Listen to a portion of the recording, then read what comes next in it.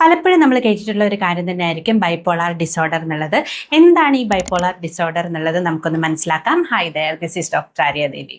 Bipolar ഡിസോർഡറിനെ നമ്മൾ വിഷാദ ഉന്മാദാവസ്ഥ എന്നും മലയാളത്തിൽ പറയാറുണ്ട്. അതായത് ഇത് ഒരു മൂഡ് ഡിസോർഡർ ആണ്.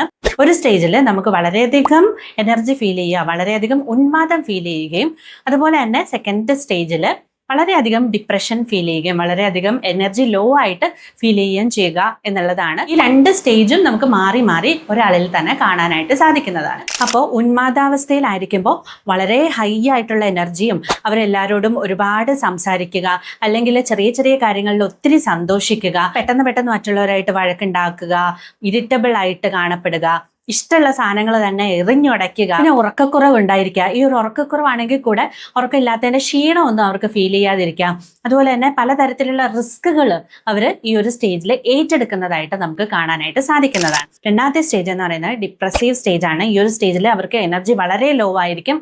അവരെപ്പോഴും കിടന്ന് ഉറങ്ങുന്നതായിട്ടോ അല്ലെങ്കിൽ ഒരു കാര്യത്തിലും ഇൻട്രസ്റ്റ് ഇല്ലാത്തതായിട്ടോ സൂയിസൈഡൽ തോട്ട്സ് അവർക്ക് വരുന്നതായിട്ടും അവർ അതിനെക്കുറിച്ചൊക്കെ തന്നെ സംസാരിക്കുന്നതായിട്ടും ഒക്കെ നമുക്ക് കാണാനായിട്ട് സാധിക്കുന്നതാണ്. ഇവിടെ സ്വാഭാവികമായിട്ട് നമുക്ക് തോന്നുന്ന ഒരു ഡൗട്ടാണ്, ടീനേജ് ആയിട്ടുള്ള കുട്ടികൾക്ക് പെട്ടെന്ന് വിഷമം വരിക, ദേഷ്യം വരിക എന്നുള്ളതൊക്കെ നമുക്ക് കാണാനായിട്ട് സാധിക്കുന്നതാണല്ലോ.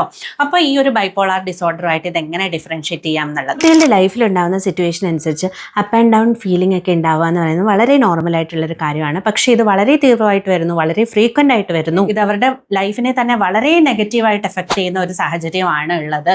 അവരുടെ വീട്ടിലുള്ളവർ ഇത് കാരണം സഫർ ചെയ്യുന്നു, ഫ്രണ്ട്ഷിപ്പ് ഇത് കാരണം എഫക്റ്റഡ് ആവുന്നു, പഠിത്തം ഇത് കാരണം എഫക്റ്റ് ആവുന്നു, അല്ലെങ്കിൽ അവർക്ക് ഇഷ്ടമുള്ളൊരു കാര്യം സ്പോർട്സ് ആയിക്കോട്ടെ, ആർട്സ് ആയിക്കോട്ടെ, അതൊന്നും അവർക്ക് ഫോക്കസ് ചെയ്യാനായിട്ട് സാധിക്കുന്നില്ല. മറ്റുള്ളവരുമായിട്ട് എപ്പോഴും പ്രശ്നം, ഇങ്ങനെയുള്ള കാര്യങ്ങളൊക്കെ നമ്മൾ കണ്ടു തുടങ്ങുകയാണെങ്കിൽ നമ്മളത് കുറച്ച് കൂടുതലായിട്ട് ശ്രദ്ധിക്കുകയും അത് അവരുടെ ഡോക്ടറുമായിട്ട് ഡിസ്കസ് ചെയ്യാനായിട്ട് ശ്രമിക്കുകയും ചെയ്യണം.